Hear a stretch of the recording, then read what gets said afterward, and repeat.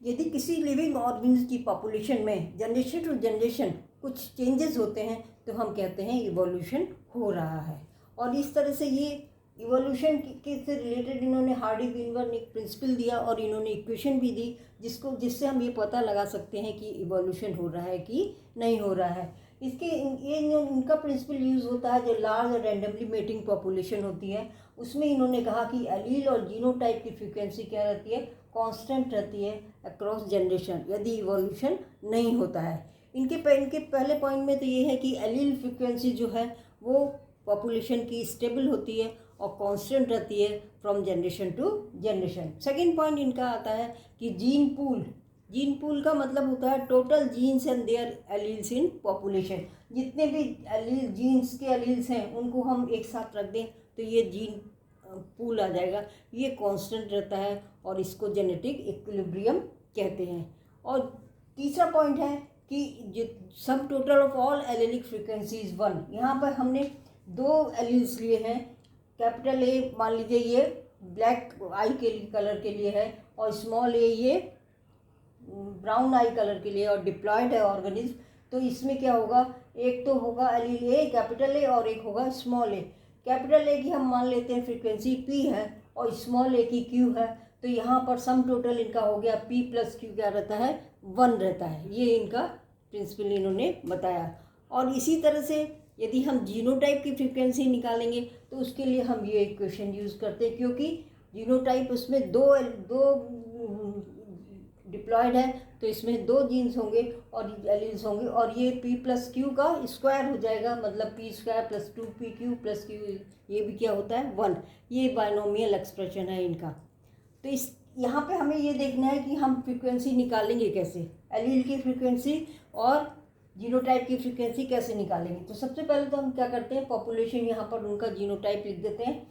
यहाँ पर बहुत छोटा लिया है, एक्चुअली में ये लागू होता है जब पॉपुलेशन बहुत लार्ज होती है। तो अब इसको इनके जीनोटाइप को हम अलग अलग करके हर एक एलील जो है इनका वो अलग अलग लिख लेते हैं। इसमें ए है तो ये 2 हमने एलील्स अलग कर लिए। इसी तरह स्मॉल ए जितने भी एलील्स हैं उनको अलग लिख लेते हैं, इसको कहते हैं जीन पूल।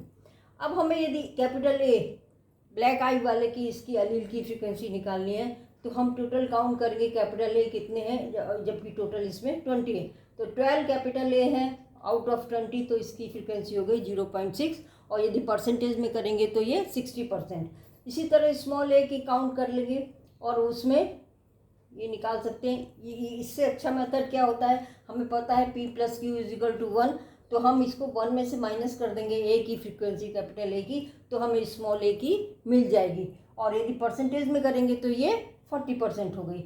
इसी तरह से जीनोटाइप की फ्रीक्वेंसी निकालने में p स्क्वायर जो है वो किसकी है, कैपिटल ए की जो होमोजाइगस और डोमिनेंट है, और क्यू स्क्वायर जो है वो किसकी है, होमोजाइगस रेसेसिव स्मॉल ए की, और जो हेट्रोजाइगस है कैपिटल ए स्मॉल ए इसकी ये है 2pq। तो इसमें जो है ये रिप्रेजेंट करता है होमोजाइगस डिप्लॉयड, ये रिप्रेजेंट करता है होमोजाइगस रेसेसिव और ये करता है हेट्रोजाइगस। तो इनकी फ्रीक्वेंसी हमें यदि निकालनी है तो हम इसको यूज़ करेंगे। तो कैपिटल ए इस जीनोटाइप की जो फ्रीक्वेंसी है वो हो जाएगी 0.6 का स्क्वायर मतलब 0.36।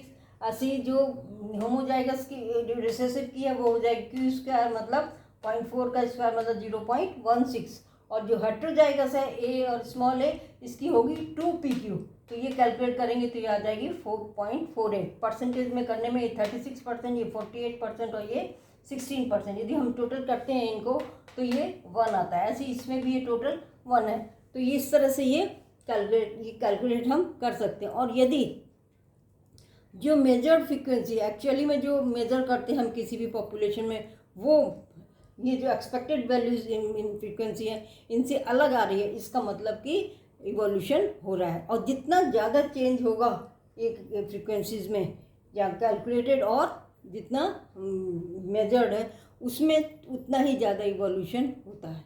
और फ्रीक्वेंसी में जो चेंज हो रहा है, एलील की फ्रीक्वेंसी में जो चेंज होगा वो जो है उसको हम इंटरप्रेट करेंगे as evolution is going on.